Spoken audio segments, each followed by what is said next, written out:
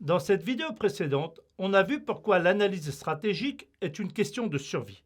Pour réaliser cette analyse, on va attaquer dans cette vidéo le premier outil. Il s'agit du pestel. Alors le pestel, vous en avez peut-être déjà entendu parler pour certains sans en comprendre véritablement l'intérêt. Et pour les autres, eh bien, je vais vous le présenter. En réalité, la plupart des personnes qui lancent une activité eh bien, ne se penchent pas vraiment là-dessus. Elles foncent, elles lancent leurs produits et ensuite elles découvrent les obstacles après coup. C'est une stratégie, mais à mon sens, c'est une erreur. Mais, et c'est la bonne nouvelle, c'est qu'aujourd'hui, grâce à l'intelligence artificielle, cette analyse peut être quasi automatisée. Et justement, aujourd'hui, je vais vous montrer en direct comment faire. Alors, comment ça va se passer? Je vais lancer un prompt, c'est-à-dire une instruction dans Claude, une intelligence artificielle, et on va analyser ensemble ce qu'elle nous donne. Alors vous allez voir, c'est assez impressionnant. Mais surtout, je vais vous montrer que le résultat brut ne suffit pas. Il faut encore savoir le lire, le critiquer et l'enrichir. L'IA est un point de départ, pas une réponse finale. Bonjour, je suis Daniel Daumont, consultant en système d'information et en stratégie des services. Aujourd'hui, nous allons pratiquer avec nos deux entreprises fictives. La première, vous la connaissez, c'est NutriCrunch, on en a parlé dans la précédente vidéo. Une marque de snacks protéinés vendue en ligne et TransEurope Express, une PME de transport routier basée à Lyon. Deux secteurs complètement différents et vous allez voir que le pestel ne donne pas du tout les mêmes résultats pour l'un et pour l'autre. Bien sûr, si cette vidéo vous est utile, bien mettez un like, ça aide énormément la chaîne et surtout, abonnez-vous pour ne pas rater la suite. Et enfin, dites-moi en commentaire quel business vous aimeriez qu'on passe au crible du pestel afin que nous l'envisagions tous les deux. Allez, sans plus attendre, on y va!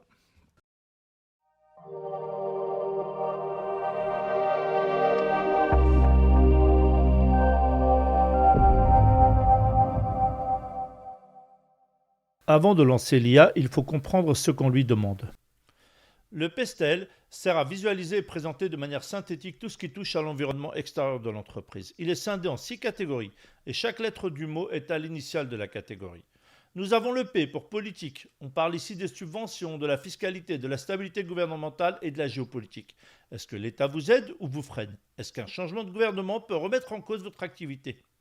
Le E pour économique, l'inflation, le pouvoir d'achat, la croissance de votre marché, les taux de change, tout ce qui touche à l'argent et à la conjoncture.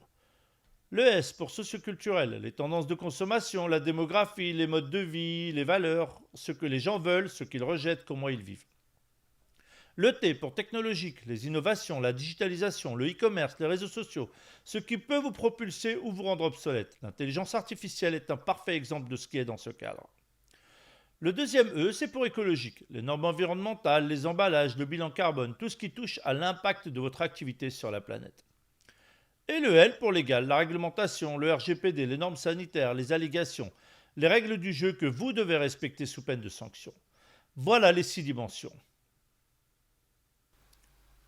Alors, nous nous retrouvons devant l'ordinateur cette fois, donc pour notre exercice dirigé. Donc, avant de commencer quoi que ce soit, il faut d'abord vous expliquer ce qu'on va lui demander à l'IA. Donc, mon prompt, c'est cela. Donc, fais-moi une analyse pestel en mars 2026 pour une société que j'imagine, donc NutriCrunch, une marque de snacks protéinés sains, fabriquée en France, vendue en ligne. Je ne suis pas expert du domaine, décris-moi chaque acronyme, la première fois que tu l'utilises. Pareil pour les KPI. Explique ce que chaque indicateur mesure concrètement et pourquoi il est important. Donne-moi des chiffres concrets quand c'est possible. Alors, il y a plusieurs choses importantes dans ce script. D'abord, j'ai précisé la date, en mars 2026. Pourquoi? Parce que l'IA a besoin d'un ancrage temporel. Si vous ne le précisez pas, elle peut vous sortir des données obsolètes ou mélanger les périodes. En précisant la date, elle va prendre compte de l'actualité du moment, la guerre au Moyen-Orient, le prix du pétrole, les dernières réglementations. Ensuite, j'ai écrit « Je ne suis pas expert du domaine ». C'est fondamental. Si vous ne dites rien, l'IA va vous parler comme un spécialiste, avec du jargon partout, et en précisant votre niveau, vous obtenez des explications accessibles. Et les KPI, ou KPI en français. Alors qu'est-ce que c'est? Ça vient de l'anglais Key Performance Indicator. En français, on dit indicateur clé de performance. C'est tout simplement un chiffre qui vous permet de mesurer si les choses vont bien ou mal. Par exemple, le taux d'inflation, c'est un KPI économique. Le prix du baril de pétrole aussi, ou le nombre de chauffeurs disponibles sur le marché. En fait, ce sont des chiffres concrets et mesurables qui vous aident à prendre des décisions. Et j'ai demandé à l'IA de les expliquer, parce que souvent elle balance des indicateurs sans dire ce qu'ils mesurent ni pourquoi c'est important. Même chose pour les acronymes, c'est des abréviations en lettres capitales, PAC, RGPD, ZFE, l'IA adore en utiliser sans les expliquer. C'est pour ça qu'on les demande clairement de les expliquer. Et enfin, petit bonus pour moi à titre personnel, j'ai demandé généralement un document complet en HTML. Alors qu'est-ce que le HTML? Si vous ne lui demandez pas, il va vous générer en fait un document, que ce soit Word ou PDF, en fonction de ses envies si vous ne le précisez pas. Et c'est plutôt, je trouve, scolaire, avec beaucoup de très verbeux, avec beaucoup de texte. Alors que la HTML, il vous génère, en fait, c'est une sorte de document, tout simplement, un fichier comme un autre. Sauf que quand vous double-cliquez dessus, il s'ouvre avec votre navigateur. Et donc, c'est une page Internet. Mais tout est enveloppé dedans, donc elle est unique en soi. Vous pouvez l'envoyer par mail ou la traiter comme vous le souhaitez.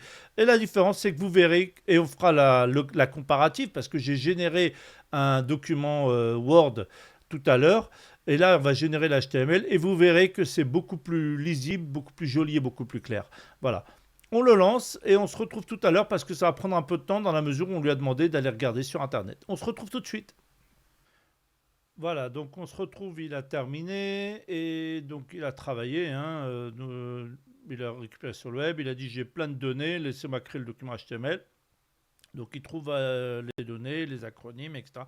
Et il vous génère donc un document HTML. Vous pouvez télécharger comme n'importe quel, je disais, document.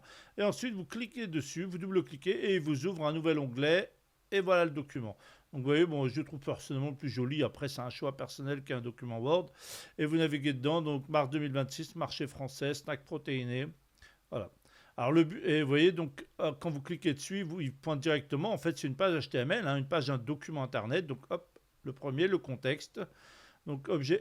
Alors l'idée là, on va pas aller s'amuser à naviguer, mais c'est pour vous montrer plus entre guillemets ce que l'on obtient.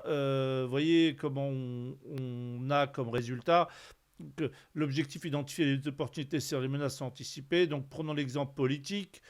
Vous voyez, le gouvernement lance le programme national nutrition santé qui recommande activement de réduire le sucre, etc. Et c'est un projet de 28 milliards d'euros. Donc là-dessus, les snacks riches en protéines s'inscrivent parfaitement dans la recommandation. Un argument marketing de poids auprès des consommateurs sensibilisés. Donc il vous oriente vers quelle pourrait être votre stratégie marketing à partir de là. Soutien du France Made in France, économique, donc tout cela, je dirais, bon, on connaît plus ou moins le marché, bon, avec des nuances bien sûr, donc on est capable de voir. Voilà, politique, pouvoir d'achat sous pression, l'inflation alimentaire cumulée, et ça vous donne une stratégie. Un snack protéiné premium est plus cher qu'un biscuit standard. Il faudra démontrer le rapport qualité-prix, apport nutritionnel par euro dépensé pour ne pas être perçu comme un luxe inaccessible. Voilà. Les menaces, donc bien sûr. Le socioculturel. Alors, je vous avoue que moi, c'est mon préféré parce que c'est celui où souvent on apprend des choses et on n'y pense pas forcément. Vous voyez, voilà. 72% des Français pratiquent une activité physique régulière. Donc, le snack protéiné n'est plus réservé aux bodybuilders. Il devient un produit du quotidien pour tous les actifs qui cherchent une collation rassasiante et pratique entre deux réunions ou après le sport. Tendance protéinée faible, effet GLP-1. Alors, je ne sais pas ce que c'est que le GLP-1, sous-traitant glucan-like peptide 1, des médicaments contre l'obésité comme Ozempic ou Wegovy. Bon, bah voilà, ok. Sensibilité au prix des consommateurs protéinés. La technologie, bon, dans notre business, on doute qu'il n'y en aura pas beaucoup d'impact. L'environnemental, par contre, pour le coup, ça peut être important. Les emballages individuels snacks sont directement visés. Il faudra investir dès le départ dans les emballages recyclables ou compostables. Voilà. Donc là, vous voyez ce qui augmente votre coût unitaire. Voilà. C'est des choses pour lesquelles le Pestel met en évidence ce genre de choses. Donc voilà, c'était un peu ce à quoi sert le Pestel, avec bien sûr des KPI recommandés pour NutriCrunch, c'est ce que nous disions, un coût d'acquisition par client, combien d'euros vous dépensez en marketing et en publicité pour convaincre une personne de faire son premier achat. Pourquoi c'est important? Si ça coûte 30 euros d'acquérir un client qui n'achète qu'une fois pour 15 euros, vous perdez de l'argent. Voilà. Et donc il vous dit de cibler cela, de cibler également la valeur vie client, le taux de conversion, taux de réachat, marge brute. Voilà. Et enfin, donc, il vous donne une synthèse de recommandations stratégiques liées au pestel, ce qui vous permet déjà d'attaquer un certain nombre de choses. Vous voyez, les opportunités et bien sûr ce qu'il faudra anticiper, une concurrence. La loi gère coût d'emballage durable. Typiquement, ce que je vous disais, quand vous ne l'anticipez pas 6 mois plus tard, ça se casse la figure. Dans ma précédente vidéo, eh ben, on est dedans. Vous voyez, si vous n'avez pas anticipé cela dès le premier jour, bah, 6 mois après, vous vous retrouvez avec des coûts d'emballage. Vous avez investi dans un emballage qui devient du coup plus, euh, plus à date. Voilà. Nous revoici pour Trans-Europe Express. Donc j'ai repris le même prompt, hein, fais-moi le même document pour une société. Alors là j'ai rajouté attention, tu as utilisé beaucoup d'acronymes, c'est parce que entre les deux, j'ai fait un premier essai et j'avais oublié de le mentionner. Donc d'où la phrase, mais sinon c'est la même démarche, hein, décrit chaque acronyme, pareil pour les KPI, etc. etc. Donc il a travaillé et je me retrouve avec donc un document de Pestel, exactement comme la dernière fois. Alors le but, c'est pas de le revoir en détail, hein, c'est de vous montrer comment un pestel peut vous apporter, vous aider dans votre activité et de voir, comme je disais, quelles sont les pistes et les choses pour lesquelles vous devez faire attention. Alors je l'ai parcouru un peu en amont, donc il y a, comme on s'en doute, l'aspect politique, hein, la feuille de route France Logistique ici, investissement prévu dans le plan France pour la digitalisation. Cela inclut les aides aux gestions de transport, des subventions et aides à la modernisation sont accessibles aux PME.